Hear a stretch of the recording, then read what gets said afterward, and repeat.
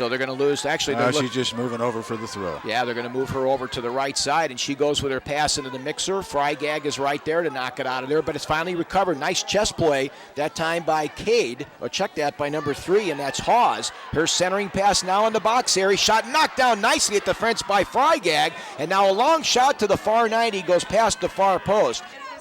Halfway through the first half of play, Cathedral on the goal by Sophie Spina at 2:21. Has the lead in the 16th annual Girls State Championship game at Kuhn Stadium.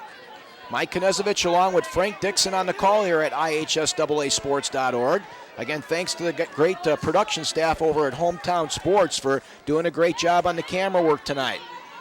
Now the ball deep in Panther territory, sealing off to the near touch line is Lizzie Foss. It'll be a throw-in for the Irish. Trying to set up a potential corner right now, and well, somebody must have come off. I missed it. Yeah, I did too. Can't play with 12, although you like to sometimes. Sometimes some teams, the way they play, seem like they have 12 on the field, once in a while. like Zionsville today. Boy, they were just coming at everybody. A.J. Corrado along with Harrison Petts and also the Dylan Mares. Boy, what a trio, Coach. I've seen a lot of good players, but those three definitely play pretty well together. Those boys are fun to watch. They really are. They brought back some memories for me back in 1994 watching Key Tennyson along with Matt Fundenberger for North Central play together. Yeah. Those two were also a dynamic duo. Very similar. Now off the right wing, Skatina gets in there right now. She tries to tip it on the play to Frygag, and she'll kick it over the midfield stripe. Was trying to get it on the fly over there to Shipman. But now Cathedral again controlling the midfield. We're now coming up on 22 minutes gone here in the first half of play. And Indianapolis Cathedral on the goal at 2:21 off the right foot of Sophie Spina has a 1-0 lead in the state championship match here on the girls' side. Zionsville's already punched their ticket on the boys' side. Nice tip pass now into the offensive third. Picked up on the play by Meter. She tries to get the ball into the mixer, but Frygag is there. Now midfield support on the play from Scarlett for the Irish. Good ground ball attack now to the far side to Jasmine Whitaker. Does a little delay move on the far side, trying to seal off number 14, Kimberly Ortega. And now she does a spinorama move for a potential corner. Here she comes in. The ball knocked the defense. One-timer by the Irish to the far side on the play. There's a header to the goal area and an easy pickup for Hedrick. The other side over there. Got Scarlett, number 2. Collins. I think he sent Collins and Shopper. Yeah, the backs moving up. Are moving up.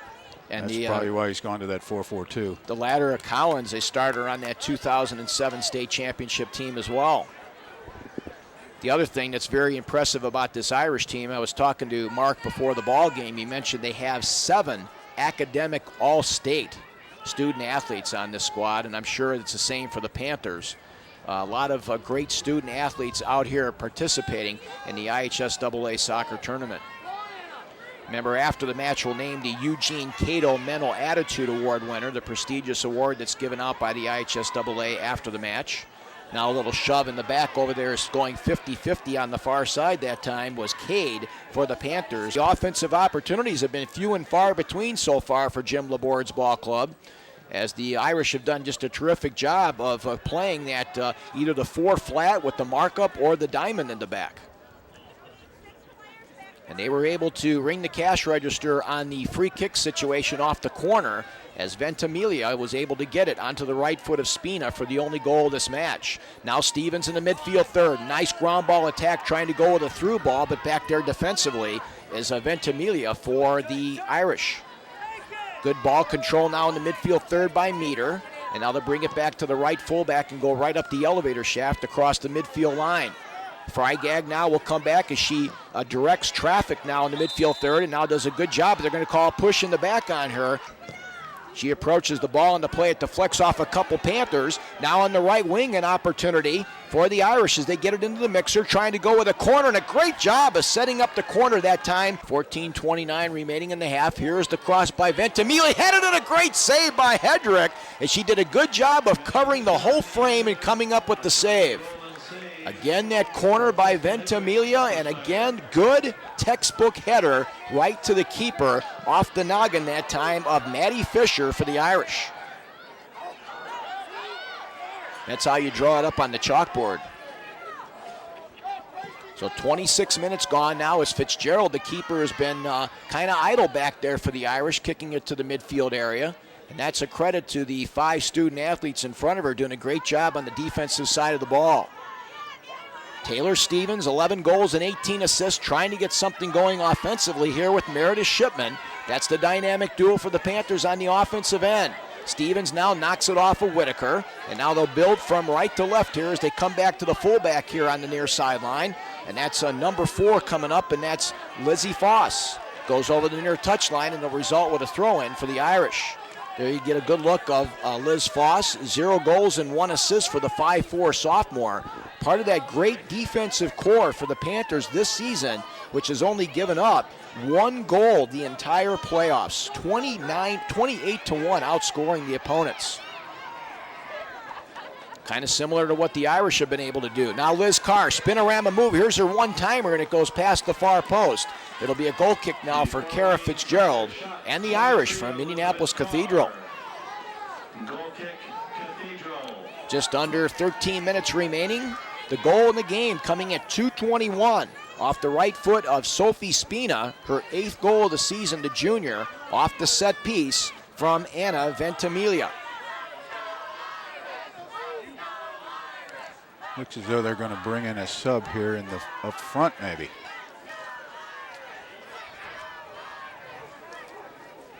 Yeah, number 4 getting set to come in for the Irish will be Megan Short. She saw a little bit of action earlier today in the win over South Bend St. Joseph's. 3 goals and 4 assists for 10 points for the sophomore forward for head coach Behringer. So the Irish right now doing a good job of switching the field, moving it to the near side now to Shopper. Shopper, we didn't think was going to be able to play tonight, coming over the midfield stripe. Nice ground ball attack in the midfield third. Picked up over there on the play by Bova, but she got her pocket picked, and now a beautiful touch play by the Panthers, getting it over to Liz Carr. Great ball dexterity that time by Meredith Shipman for the Panthers. She comes back now on a spinorama move, the ground ball attack, but again, the Irish are right there. Good job by Allison Scarlett to come up from her defensive position and now seal off Shipman for the Irish. Coming up to that last stage of the first half here where the mental and physical fatigue starts to set in for the student athletes. Now Stevens with a long ball on the play, looking again for the aforementioned Shipman. They're trying to get Meredith untracked here. She had the only goal earlier today for the Panthers. It looks as though Cathedral has changed their formation again. They're running with 1 front runner now, dropped into like a 4-5-1, trying to take this lead into the halftime, I guess. Now Skatina with a nice move on a slide tackle to get possession for the Panthers as they now move into Cathedral territory. Now doing the tightrope walk here on the near sideline is Ventimiglia. And now they get it back to the right fullback position on the play in Shopper. Midfield third now. Picked up on the play by Frygag. Sarah looking for some help as they build from right to left from the back. Nicely done on angular soccer to Kimberly Ortega. Her centering pass, good one touch by Frygag. Ismail Atala says play on. Off the right side now, the Panthers deep in Irish territory, trying to get Allie Laborde going on the play. A nice seal off defensively. Now let's see if they call a corner. They actually ruled a push off on the play, and again, a great job defensively by number 18 for the Irish, Katie Wacker.